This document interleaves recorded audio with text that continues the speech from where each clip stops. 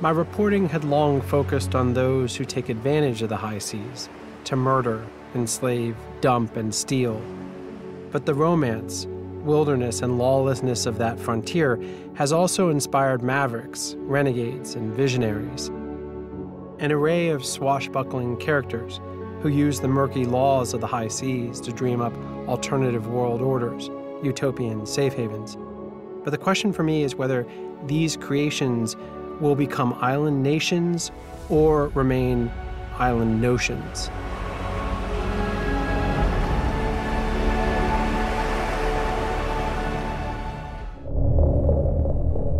Two-thirds of the planet is covered by water. It's our planet's wildest frontier, breathtaking as much as it is vital to all life. A place of discovery and endless reinvention, a metaphor for freedom, as well as a profoundly dystopian realm where the darkest of all humanities play out. Over 50 million people work at sea, and human rights and environmental abuses often occur with impunity. Six people sleeping in there. So hot. This is, I've never ever seen this bad. My name is Ian Urbina. As a journalist, I've spent the past decade reporting from this lawless frontier. I run an investigative journalism organization called the Outlaw Ocean Project that reports about crimes happening in this space.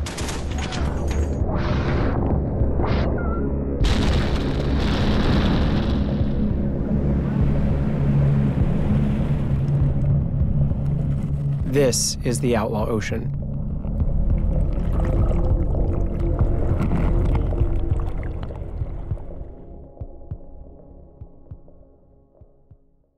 This is Radio Caroline. It's 1965. The BBC and other broadcasters are only playing popular music late at night, leaving young audiences starved for more. Rogue DJs turn to the Outlaw Ocean. Aboard ships in the rough North Sea, just beyond the reach of British laws, pirate radio stations are born. They quickly attract millions of listeners. Millions of kids have learned to say, "I love Caroline" on 199, and they lap it up from 6 in the morning until 8 o'clock at night. One such pirate broadcaster was Paddy Roy Bates. He took this legal quirk a step further. On Christmas Eve of 1966, he motored a small boat 7 miles off the coast of England to a rusty, abandoned anti-aircraft tower. At the time, Ruff's Tower lay just outside British waters. Inspired with a nutty idea for a perfect gift for his wife, Roy took hold of a grappling hook and rope, clambered aboard, and declared it conquered, even making it into the local news of the time. Why did you do it? Well, I'm not very introspective, really, you know, and I never really look for the reasons why I do a lot of... I suppose I'm a maverick. I do the unusual, and I enjoy doing the unusual. And these sort of things don't just tempt me, they attract me like a magnet, and I just have to do them, that's all. He named the disused platform just outside Britain's territorial waters Sealand. It didn't look like much, but now it was his, and his alone. And what a perfect gift for his wife. But it wasn't long before Bates's new nation was challenged in British courts, a colorful story that was reported by American media at the time. The British Navy sent a boat close by. Roy Bates' son, Michael, fired warning shots. Father and son were brought to court, but a judge ruled that since Sealand lay 7 nautical miles outside British waters, British courts had no jurisdiction. Bates took that as recognition, created a flag, stamps, passports, and currency with Jones' arresting profile and a motto, E Mare Libertas, from the sea, freedom.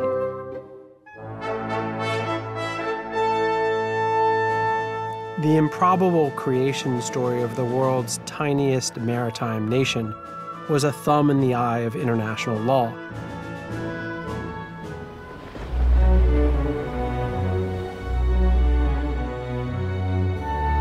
Since Jules Verne's 20,000 Leagues Under the Sea was published in 1870, people have dreamed of creating permanent colonies on or under the ocean and reinventing to their advantage the laws that govern.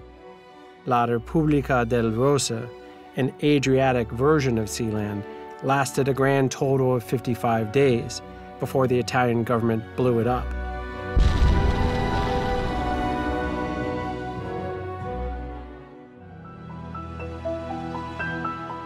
Today, the movement to reconquer the oceans has received a new boost from Silicon Valley and Bitcoin investors. The Seasteading Institute envisions water worlds where governments are selected in an open market, taxes can be waived, and climate change can be hacked. We just need to reopen the frontier by building floating cities, city-states on the ocean. And the goal of this is to transform the entire government industry. Named after the homesteads of the American West, seasteads are conceived as self-sufficient, self-governing, part libertarian utopia, part billionaire's playground. In the meanwhile, climate change and rising seas suggest their pioneering sustainable housing and food production may just offer some solutions.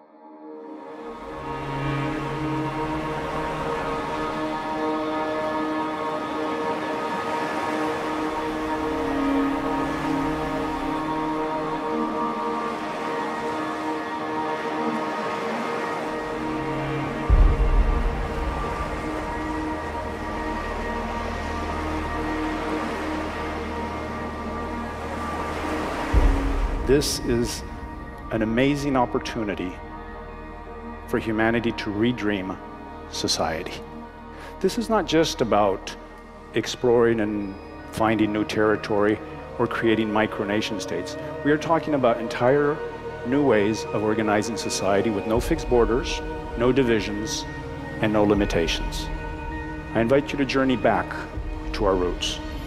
We came from the ocean, and we will go back to the ocean.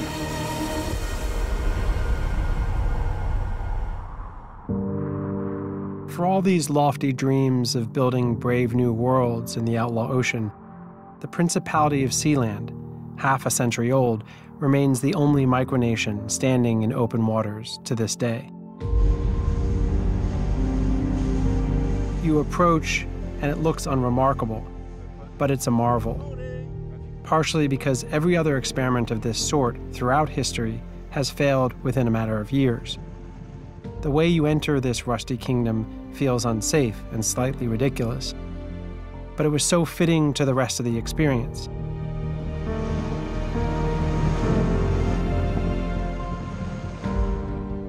Today, the citizenry of Sealand has dwindled to one.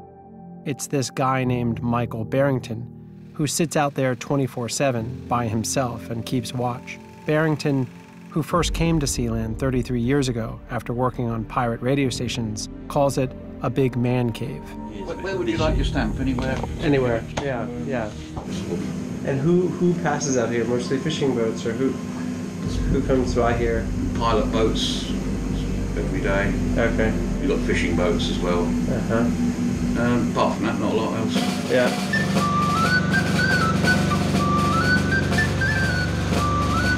Rooms inside the concrete towers include a multi-faith chapel. Some are below the waterline, and there's a constant sound of sloshing. I mean, we're underwater now, but... Oh, is that right? Let's flip the switch on. A small prison cell with an iron bedstead once housed the state's only prisoner in 1978 during an attempted coup. These guys came out of the carrying helicopter. I was here on my own. They came down to the winch market, waving away, one from left to another right. I ended up being locked in a room for 3 or 4 days with no food or water. Prince Michael was released and exiled, and then with his father, they recaptured Sealand in a dawn raid in a helicopter. Though they released the mercenaries, they held on to the businessman's lawyer, accusing him of treason. Mr. Putz pleaded guilty to a charge of treason. He was eventually freed after a German diplomat came out to investigate, as reported on a local news program. If we had a case of treason to deal with, we would use this as a courtroom, because the jail's down there, and then we can have our vicar in there or whatever, so that's that chapel. So when we execute the bastard, we can rip the bastard. Oh, this is flawless. bloody weirder and weirder every floor he's going down. Yeah, seriously.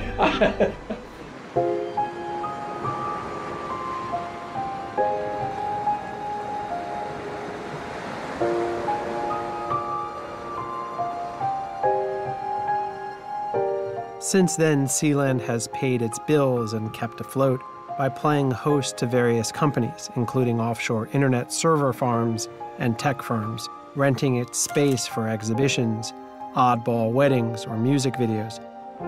But one thing was clear to Bates. Sealand was born not out of thievery, but out of conquest, and its governance would remain firmly rooted in ethics and law. Kind of child porn, kiddie porn. Right. Kind of terrorism. Right. If you want to be a country, you've got to act like a country. Acting like a country and a bit of morality. Right. Taking advantage of a gap in international law, Sealand had grown old, while other attempts at seasteads never made it far beyond what-if imaginings. Perhaps the true secret to Sealand's survival was its limited aspirations. It had no territorial ambitions. It wasn't seeking to create a grand caliphate. In the view of its powerful neighbors, Sealand was merely a rusty kingdom, easier to ignore than to eradicate.